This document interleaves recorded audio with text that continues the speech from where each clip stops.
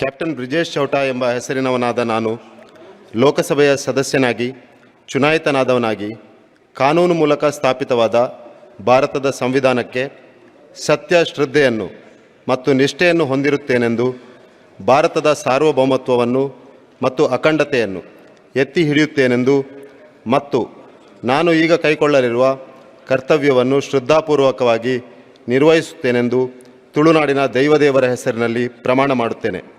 ಮಾತೆರೆಗಳ ಸುಲ್ಮೆಲು.